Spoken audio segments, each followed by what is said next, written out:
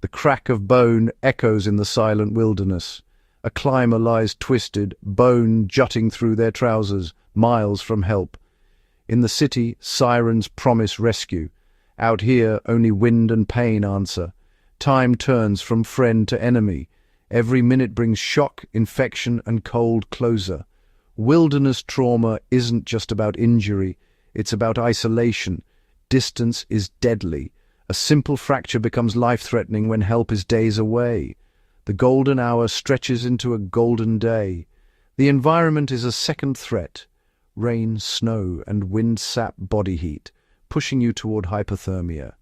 In the wild, you are your own first responder. The cavalry isn't coming. Every injury is magnified. A cut can bleed you dry. A fall can mean spinal injury with no ambulance in sight. Wilderness rescuers must manage the patient, the environment, and themselves with only what they carry. The stakes are absolute. This is where lessons from the battlefield matter most. Military medics keep the wounded alive for hours, even days, in remote places.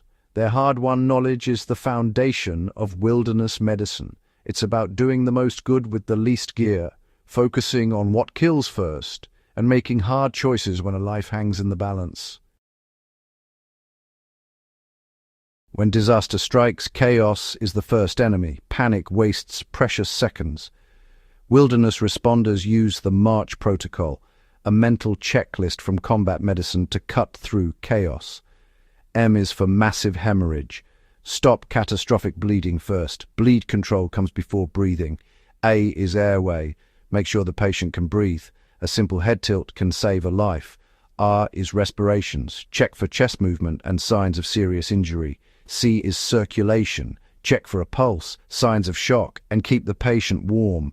Hypothermia kills. H is head injury and hypothermia. Check for trauma. Prevent heat loss. The protocol is a loop. Constantly reassess. Is the tourniquet tight? Is the airway open? Is the patient getting colder? March isn't just a checklist. It's a way to think clearly under pressure. It creates order in the wilderness of a medical emergency. Blood is life. When it pours out, you have minutes to act. Hemorrhage control starts with pressure. Push hard on the wound to help clotting. If pressure isn't enough, use a tourniquet. It hurts, but it saves lives.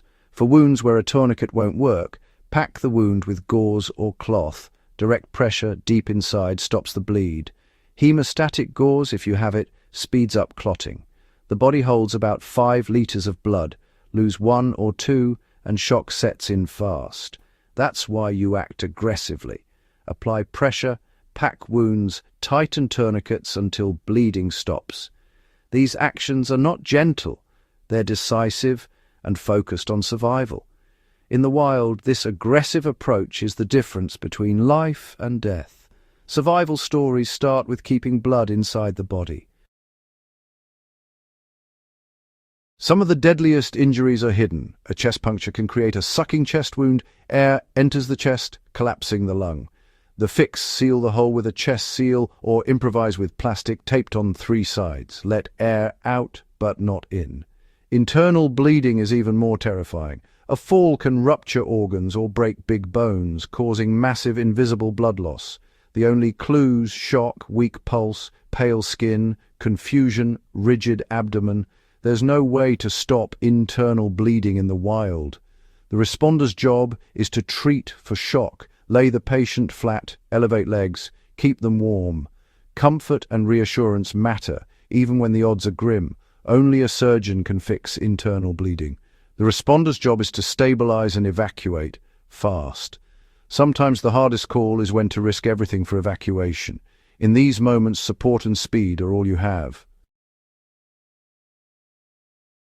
In the wild, you improvise. For burns, cool the area with water, never ice, and protect it with clean cloth or plastic. Keep burns clean and covered to prevent infection and pain. For fractures, immobilize the injury, splint above and below the break using trekking poles, tent stakes, or sleeping pads. Pad the splint with clothing or leaves and secure it with straps, tape, or torn fabric. For a dislocated shoulder, make a sling from a shirt or bandage. These improvised fixes aren't cures. They buy time and mobility. A good splint turns a dangerous journey into a manageable one.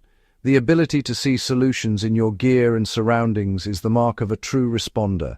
In the wild, creativity saves lives. Survival is both physical and mental. You can splint a bone, but you can't bandage a broken spirit. Pain and fear can be as deadly as any wound. Calm, confident communication is a lifeline. Reassure the patient, "I'm here. We'll get through this."